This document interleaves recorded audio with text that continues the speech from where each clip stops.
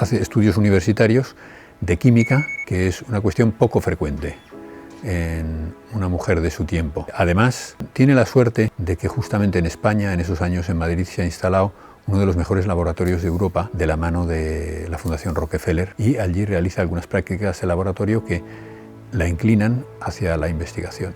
Y una de las cosas que sorprende en la vida de Guadalupe, en su trayectoria, es la flexibilidad con que encara sus decisiones. Es una mujer que fácilmente cambia de planes, como consecuencia de plantearse con más hondura su vida espiritual, de conocer la obra, de pensar que eso es lo suyo, y a partir de ahí su carrera académica se interrumpe, pero no se desecha. Ella vuelve a Madrid, empieza a replantearse como su propio reciclaje profesional. Va a comenzar a dar clases en el Instituto Ramiro de Maeztu. También va a formar parte de un equipo de mujeres profesionales que crean una escuela de ciencias domésticas, y va a plantearse el hacer la tesis doctoral ya en una época, digamos, de madurez intelectual, ¿no? Conoce a Piedad de la Cierva, que trabaja en unos laboratorios, y empieza sus investigaciones, y efectivamente pues llegará a defender su tesis doctoral en la Universidad Central de Madrid.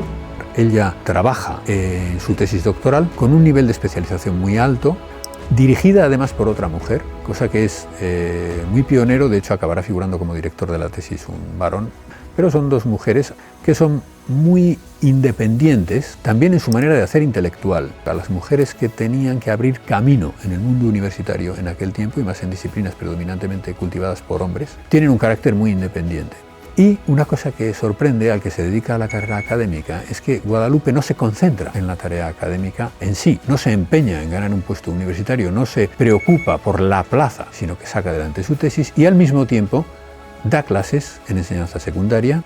Realmente pues una tesis doctoral hecha compatible con un montón de otras cosas que te fraccionan el tiempo, la atención. Cualquiera que ha hecho una tesis doctoral sabe que por lo menos necesitas un mínimo de tiempo para argumentarlo todo, y es fácil imaginarse a Guadalupe aprovechando los 5 minutos para hacer una ficha de no sé qué, leyendo algo.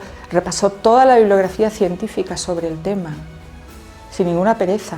Supo concretamente esto de compaginar cosas aparentemente difíciles, compaginar el trabajo profesional y a la vez supo compaginar eso pues con una dedicación realmente a hacer el Opus Dei. Quiero decir que se ve que es una mujer activísima, con muchísima energía, y a la vez es una mujer que progresivamente asume que va a tener limitaciones en su vida, porque el espíritu le pedía mucho más de lo que el cuerpo poco a poco le va a ir recordando que no. A mí lo que más me llama la atención de todo eso es algo que para los que trabajamos en el terreno de lo académico siempre es muy sorprendente, que es ver en alguien una cualidad que entre nosotros no es muy frecuente, que es la humildad, la disposición para trabajar en cosas menos lucidas, o la despreocupación por el propio prestigio, el estar dispuesto a dejar pasar oportunidades y estar más volcado en el servicio que uno presta a los demás. Eso llama la atención en ella, y supongo que es una de las cosas que